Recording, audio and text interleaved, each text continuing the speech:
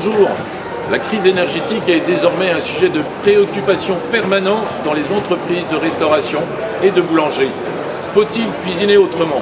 C'est à cette question qu'on va essayer de répondre avec nos invités Bernard Boutboul de Gira Conseil et Olivier Béguet de chez Erco. Bonjour messieurs. Bonjour.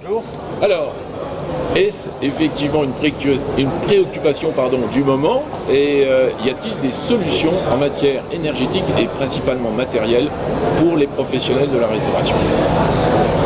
C'est plus qu'une préoccupation primordiale, c'est même majeur.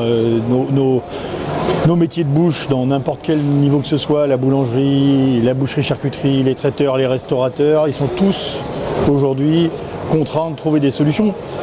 On a pour certains des endroits, des matériels qui ont vieilli, qui sont énergivores. Il faut vraiment, et c'est peut-être, j'allais dire, et je le crie haut et fort, peut-être la révélation du moment de se dire c'est le moment de le faire, c'est le moment de le faire. On a des partenaires, et dans tous les domaines, ça ne concerne pas que la cuisson. Oui, mais est-ce que, Olivier, il faut des appareils innovants ou c'est des appareils existants qui sont modifiés? Aujourd'hui, il y a déjà des appareils innovants, et il y a surtout des façons de faire qu'il faut faire évoluer. Je pense le sous-vide, tout le monde sait aujourd'hui, j'allais dire, la plupart, que ce soit en charcuterie traiteur, en restauration, savent se servir du sous-vide. On peut aller beaucoup plus loin avec le sous-vide, plus loin. Il y a des gens qui ont fait travailler ça. La cuisson basse température, on n'en fait pas assez. Je pense à la collectivité aujourd'hui, on n'en fait pas assez ou on n'a pas assez évolué dans ce domaine-là. Les grosses marmites remplacées par des appareils multifonctions. Il y a déjà d'existants. Peut-être qu'il faut qu'on change notre façon de faire. J'aurais tendance à dire que la restauration, qui était en mutation profonde et qui l'est toujours, a obligé les restaurateurs à se remettre en cause, mais la crise énergétique qu'on est en train de vivre aujourd'hui, elle oblige maintenant les restaurateurs à faire leur carte autrement. Alors on me dit toujours quel rapport entre la carte et la crise énergétique? Si, parce qu'il se pourrait bien que nous devrions maintenant des cartes dont les recettes dépensent moins d'énergie. Donc ça veut dire qu'il va falloir acheter du matériel différent duquel on travaillait jusqu'à présent. Donc ça remonte très très loin et c'est une révolution dans la restauration de penser maintenant aux recettes, de penser à la carte, de penser au pricing parce que la rentabilité ne va pas être la même. Tout ça parce qu'il faut dépenser moins d'énergie parce que l'énergie coûte de plus en plus cher. Mais il y a quand même un double objectif, c'est à la fois gagner du temps dans son travail, dans son quotidien, mais aussi économiser de l'énergie en fait. Et l'appareil aujourd'hui et les technologies qui sont proposées aujourd'hui vont le permettre. Gagner du temps, ça je vous l'accorde complètement, mais il faut aussi gagner de la compétence parce que n'oublions pas qu'à part la crise énergétique et l'inflation, on a un problème de pénurie de personnel. La compétence est de moins en moins présente dans les restaurants, donc il faut que le matériel aide les restaurateurs à faire leurs produits, à faire leurs recettes et à travailler le plus vite possible en dépensant le moins d'énergie possible. Mais la pénurie de personnel est également dans le lot des réflexions. Olivier, le poste cuisson dans une cuisine, qu'elle soit collective ou traditionnelle, est très gourmand en énergie. J'avais pu lire qu'effectivement, il peut atteindre jusqu'à 20% de la consommation énergétique de l'établissement. C'est sur ce gap que vous, professionnels, apporteurs de solutions, vous travaillez? Évidemment, c'est exactement ça. C'est exactement ça. Alors après, c'est vrai que quand on regarde bien un compte de résultat chez un restaurateur, sa première idée, c'est quand on lui amène une facture d'un appareil, ou plutôt un devis d'un appareil qui va coûter 10 000, 15 000, 20 000, par rapport au fait qu'aujourd'hui, il est déjà en difficulté. Mais c'est la base. C'est la base. Sans être rentré dans les détails, mais faire chauffer dans une marmite ou dans une sauteuse traditionnelle 100 litres d'eau, 200 litres d'eau, alors qu'un appareil aujourd'hui multifonction, sans le nommer, de marque par exemple Rational, on a des différences astronomiques. Je ne veux pas parler de chiffres parce que ça serait trop technique, mais il y a des réalités telles que le restaurateur, le charcutier peut réellement trouver une valeur ajoutée à remplacer son matériel. Mais parce que c'est la période qui veut ça, l'inflation, comme on le disait, la crise énergétique qui veut ça, ou est-ce que s'il n'y avait pas eu ça, on n'y serait pas allé sur ce sujet? Je pense qu'on y serait allé. Et pour rebondir, à un moment donné, le restaurateur ou le professionnel des métiers de bouche, il est obligé, contraint, pour les raisons qui viennent d'être évoquées, la pénurie mon métier de cuisiniste et de frigoriste, elle est dans tous les métiers d'aujourd'hui. Alors peut-être qu'on a à un moment donné aperçu il y a quelques années que les jeunes, il fallait peut-être pas qu'ils aillent tous vers l'informatique ou tous vers l'école blanc comme on dit chez moi, peut-être un peu vers la plomberie, l'électricité, parce que c'est aussi des métiers valorisants, qu'il y a des choses à faire, la cuisine. Enfin, il y a une obligation de changement de mentalité, c'est évident. Ouais. Oui, je le confirme parce qu'au-delà de tout ça, il faut savoir que depuis une quinzaine d'années, le modèle économique du restaurant se dégrade. Ça veut dire quoi concrètement? Ça veut dire qu'ils font de plus en plus de chiffre d'affaires en gagnant de moins en moins d'argent. Donc il fallait rétablir 2 lignes du compte de résultat parmi les 3 qui pèsent le plus lourd. Les 3, je vous le rappelle, c'est le coût matière, les frais de personnel et le coût d'occupation, le loyer. Donc là, on est vraiment sur le coût matière et les frais de personnel. Et là, il fallait vraiment remettre ces lignes du compte de résultat à plat. Et je pense à celle du coût matière, faire de la restauration autrement, avec du matériel, avec des hommes et des femmes, avec des instruments, etc., pour arriver sur une carte et à quel prix le vendre. Vous voyez, il y a toute la chaîne à revoir. Alors on parle cuisson, on peut parler frigo, parce qu'effectivement le froid est aussi un gros consommateur d'énergie, mais aussi on peut parler nettoyage. Le nettoyage, ça reste aussi un poste important en termes d'énergie et de produits. En tout cas, la matière première qui est fabriquée pour les postes de nettoyage sont aussi, j'allais dire, énergivores. Le lave-vaisselle standard, tout basique, on prend un lave-vaisselle à porte frontale ou à capot. Aujourd'hui, c'est j'allais dire, des bases, mais quelque chose qui est isolé. Alors qu'on a des simples parois, évidemment, il va être moins énergivore. Un appareil qui va avoir une récupération des eaux de condensat, plutôt que ça s'en aille dans la pièce, c'est évidemment moins énergivore en eau, tout de suite, et en électricité pour réchauffer l'eau qui arrive en fait quand elle est récupérée à une température qui n'est pas celle du réseau, donc évidemment tout de suite on n'a pas besoin d'électricité. Ça paraît d'une logique et on enfonce une porte ouverte, mais il faut en parler. C'est pas une porte ouverte.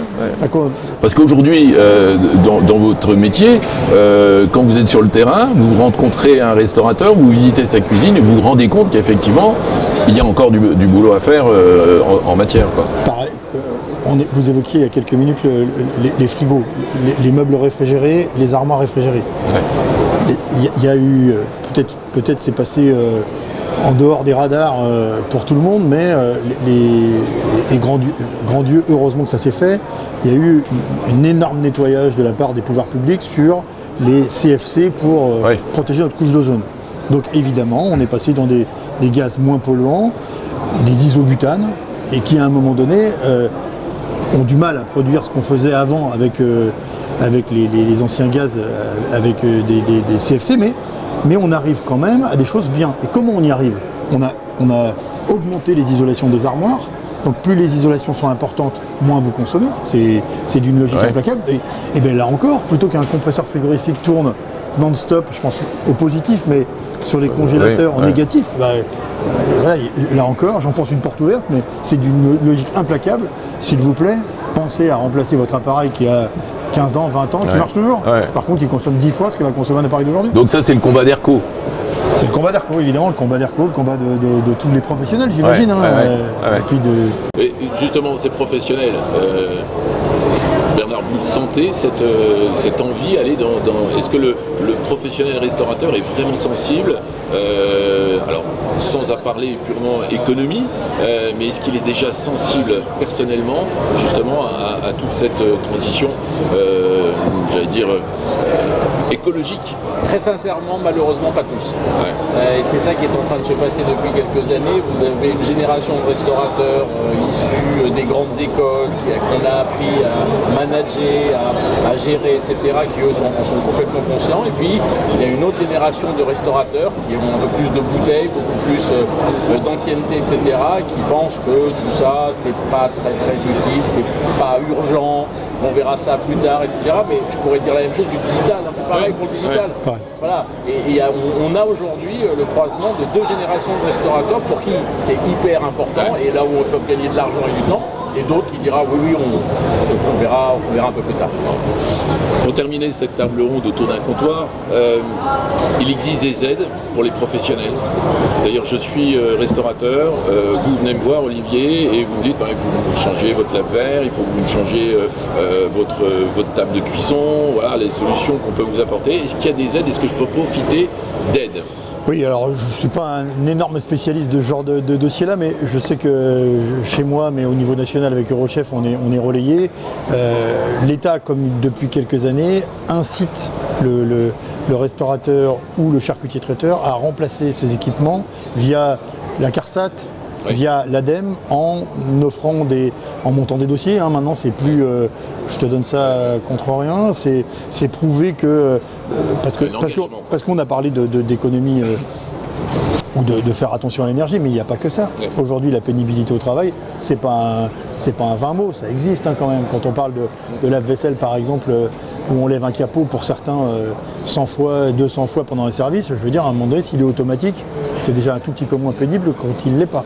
Et je peux vous en sortir des comme ça, des dizaines. Donc la pénibilité au travail, ça c'est vrai, l'État, encore aujourd'hui, via la CARSAT ou via l'ADEME, en montant des dossiers, le chef d'entreprise peut se faire financer un certain pourcentage de son acquisition.